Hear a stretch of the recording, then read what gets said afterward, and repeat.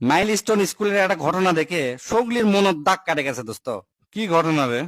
স্কুলের উপর বিমানটা যখন পড়লো তখন এক বন্ধু তার আহত বন্দুক বাঁচানোর জন্য ক্লাসের দিকে দৌড়ে যাচ্ছে। তখন ফায়ার সার্ভিসের অফিসার বাধা দিয়ে কলো, যা কোনো লাভ নাই, তোমার বন্ধু আর বেঁচে নাই, আর বেঁচে থাকলেও আনতে আনতে তাই শেষ হয়ে যাবে। ওর বন্ধু কোনো কথাই না শুনে ওই ক্লাসরুমের মধ্যে যা ওর আহত বন্দুক ফিরত লে আলো, আনতে আনতে তাই মারা যায়। ওটা দেখে ওই ফায়ার সার্ভিসের অফিসার কলো, আমি তোমার কোনো না, আর কোনো মূল্যই নাই, তুমি মরে গেছে। তখন ওই ছাত্র কলো, না স্যার, অনেক মূল্য আছে, অনেক। আমি যখন ওর কাছে গেল উনি তখন বেঁচে আসলো, আমার বন্ধু আমাকে দেখে হাসলো, আর সব শেষে একটা কথা কলো, যে কথা শুনে বন্ধু হিসেবে আমার জীবনটাই সার্থক হয়ে গেছে। কি কথা রে? আমি জানতাম দোস্ত তুই আমাকে বাঁচাবার আসবো। সত্যি ইনকে একটা বন্ধু থাকলে জীবনে আর তেমন কিছু চাওয়ার থাকে না। চাকরির ইন্টারভিউ দিবে যাচ্ছেন, কি নাম আপনার? স্যার, আমার নাম বাল্টি ইবনে বদনা, সগলি আমাক বদনা কয়ে ডাকে। সুন্দর নাম। বিয়ে করছেন? হ স্যার, নতুন বিয়ে করছি, 1 মাসে হয়নি। আচ্ছা, নতুন বিয়ে করছেন যখন, আপনি নতুন বউলেই একটা প্রশ্ন করি, যদি সঠিক উত্তর দিবার পারেন চাকরি আপনি কনফার্ম। ঠিক আছে, কোন স্যার? নতুন বউ বাড়িতে আসার পরে দেখবেন এলাকার যেগুলা মহিলা আছে, মানে কুটনি মহিলা যা কই, খালি কুটনামি করে, এর কথা অক লাগে দেয়, ওর কথা অক লাগে দেয়, সব সময় খালি ভুল ধরার জন্য বসে থাকে। এই খালা চাচিরা নতুন বউকলে কি কি দোষ ধরে সেলে না কন। প্রথমেই এই খালারা নতুন বউ দেখবার আসেই কয়, ও মা, বউ এত কালো কে? বউকে কালো হবি, বউ হবি সুন্দর চকচকা। অথচ যায় দেখেন ওরই বেটি কালো কুচকুচা। আবার কবি, আমাকে শোল এত লম্বা চড়া, বউকে এত খাটো, এনাও মিলেনি। 3 নম্বরে কবি, বউয়ের চুল কুমা ছোট, ফ্যাশন করে নাকি। তারপর বউ যদি না চুপ করে থাকে, কবি, ও মা, বউ কুমা কথা কয় না, চুপ করে থাকে কুমা, কথা কি ঠিক মতো কবার পারে না নাকি। তারপর বউয়ের বাড়ি থেকে যদি কিছু না দেয়, কবি, কিছুই কুমা দেয়নি, বউয়ের বাপের বাড়ির লোকজন মনে হয় ছোট লোক।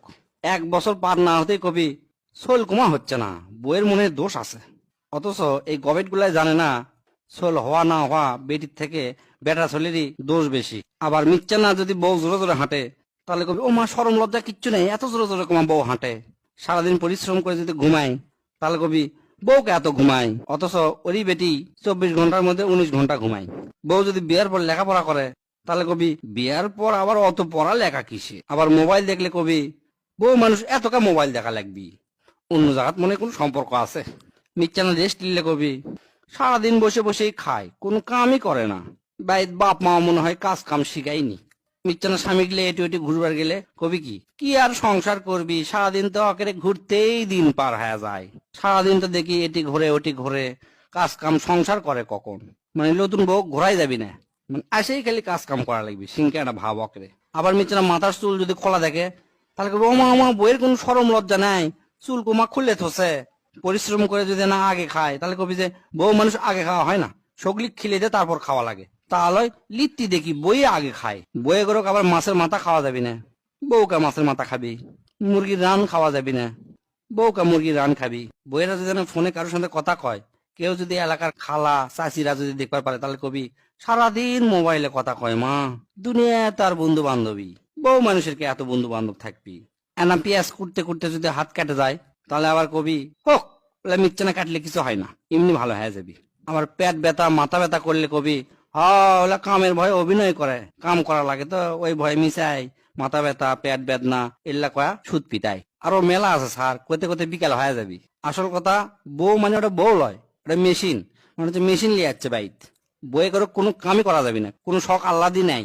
এই জিনিসটা আমাকে সমাজের থেকে সরান লাগবে স্যার। আর আমাকে যারা বোন আছে বেটি আছে, একরক সব কাম শিখান লাগবি। কারণ বেটিরা বাপের বাড়িতে করে কি আরামে থাকে, আর স্বামীর বাড়িতে যা এল্লা কিছুই করবে পারে না।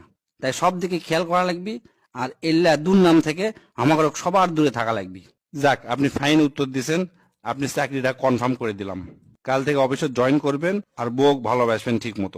তুই তো জানিস আমি বিখ্যাত চিত্রশিল্পী, মানুষক দেখে আমি তার ছবি এঁকে দিবার পারি। তো গতকাল এক সুন্দরী মহিলা শাড়ি পরে আসছে, আসে আমাকে করছে আমার ছবি এঁকে দেন।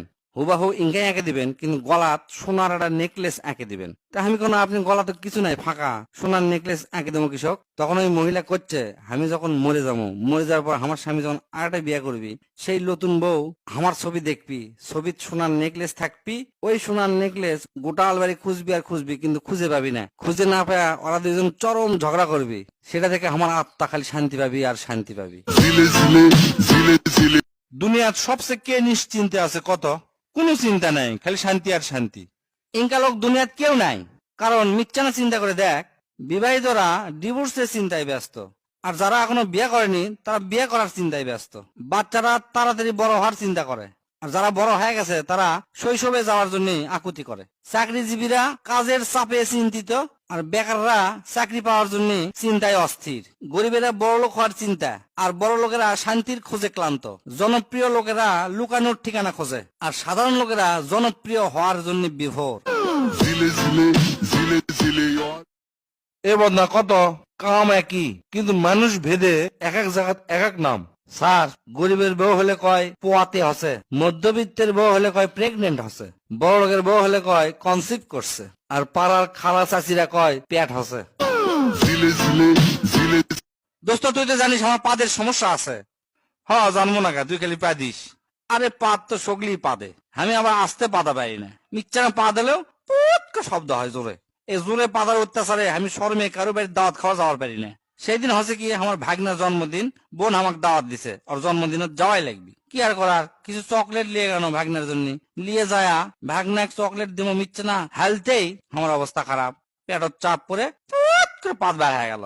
শরমে তো আমি লাল হয়ে গেল, সগলি আমার দিকে তাকে আছে। তারপর ভাগনাক চকলেট দিছি, চকলেট কোন পাক মানে ফেলে দিয়ে সেই কান্নাকাটি শুরু করে দিল। আমি কেন কি হচ্ছে বাবা? কইছে তোমার চকলেট আমি লিমু না, কেবলই তোমার পিছন দিয়ে যে বাসি শব্দ হলো, ওই বাসি আমি লিমু, ওই বাসি আমাকে দাও।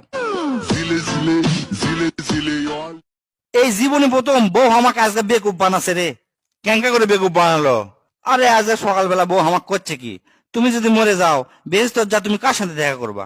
আমি কোনো কে বেহেশত যাও, সুন্দর সুন্দর হুরপরির সাথে আমি দেখা করবো। তারপর আবার করছে আমি যদি মরে যাই তাহলে আমি বেহেশত যা কার সাথে দেখা করবো? আমি কোনো কে তুমি যা বান্দরের সাথে দেখা করবা। বউ তখন আমার ঠোঁট উল্টে করছে কি, এটা কিন্তু ঠিক লয়। তুমি তোমার বেলা দুনিয়া তো পাচ্ছ অপসরি, আবার বেহেশত যাও অপসরি পাচ্ছ, আর আমার বেলা দুনিয়া তো বান্দর, বেহেশত যাও বান্দর, তাই লয়? আচ্ছা বেটা, কত মনে কর সকাল বেলা তুই পার্কত হাঁটপার বাড়াছু, হাঁটতে হাঁটতে দেখিচ্ছ এরা চকচকে 100 টাকার নোট, তার থেকে মিচ্ছানা পুরাতন 500 টাকার নোট, আবার তার থেকেও পুরাতন 1000 টাকার নোট পরে আছে। তাহলে তুই কোনটা লিবু? আব্বা, আমি 1000 টাকার নোটে লিমু, হোক পুরাতন তাও তো চলবি। এমনি তোকে মানুষ বেকুব কয়, 3টা লিবার তোকে কে মানা করছে রে? কালকে এক বাড়ির ডাকাতি করবার ঢুকছি বুঝছো, যা দেখি ওই বাড়ির স্বামী স্ত্রী, বইয়ের হাত মুখ বাঁধে তুললাম, আর স্বামীর গলার ছুরি ধরে করলাম যা যা সোনা দানা আছে সব বের কর। তুই এখন করছে ভাই আপনি সব দিয়ে দিচ্ছি, সমস্যা নাই, আপনি অক ছাড়ে দেন। আমি আবার কোনো তোর বউ তুই এত ভালোবাসিস? তুই করছে তালয় ভাই, এটা হচ্ছে পাশের বাড়ির ভাবি, আমার বউ বাজার গেছে, এখনই ফিরে আসবি, তাড়াতাড়ি ছেড়ে দেন। কারে তুই বলে কক্সবাজার গেছিল, তা কয় টাকা লাগলো তোর কক্সবাজার যেতে? 30 টাকা মাত্র। কোষ কি রে, মাত্র 30 টাকা? কেঙ্কা করে গেল? শোন, প্রথমে কমলাপুর স্টেশন থেকে ট্রেনের চড়ে চিটাগাং যাবো, টিকিট কাটবো না। যদি টিটি আসে তাহলে বোবা লাগাতে করবো, ওই বোবা মনে করে চলে যাবে। তারপর চট্টগ্রাম নামে ওর থেকে হনহন করে হাঁটে চলে যাবো হচ্ছে নতুন ব্রিজ, ওর থেকে 30 টাকা লজেন্স কিনবো। লজেন্স কিনে চট্টগ্রাম থেকে ট্রেনের চড়ে আবার কক্সবাজার যাবো, আর ট্রেনত ওই 30 টাকা লজেন্স বেচবো। 30 টাকা লজেন্স পুরে গেলে কোন স্টেশনের নামে আবার 30 টাকার কিনবো, বাস পৌঁছে যাবো তুই হচ্ছে স্বপ্নের কক্সবাজার। আপনি দোকানত কি ফ্রিজ আছে? আছে মানে সেই রকম ফ্রিজ আছে। কয় বছরের গ্যারান্টি? গ্যারান্টি লয়, 10 বছরের ওয়ারেন্টি আছে। আচ্ছা, এই গ্যারান্টি আর ওয়ারেন্টি মানে আমাকে না বুঝে জানতো ভালো করে। বুঝে নেবেন তে শোনেন, মনে করেন আপনার বইয়ের সেই অসুখ আছে, অসুখ দেখে আপনি শ্বশুর করলো কি, আপনার বউ সেই রকম চিকিৎসা করে ভালো করে আবার আপনার কাছে পাঠিয়ে দিল, এটা হচ্ছে যে ওয়ারেন্টি। আর চরম অসুখ হওয়ার পর আপনি শ্বশুর মনে করলো না এই বেটিক দিয়ে আর চলবি না, সেই জন্য করলো কি বেটিক বাড়িতে নিয়ে যা শালিক পাঠিয়ে দিল আপনার কাছে, আপনি বিয়ে শাদী করে সংসার শুরু করলেন, এটা হচ্ছে গ্যারান্টি।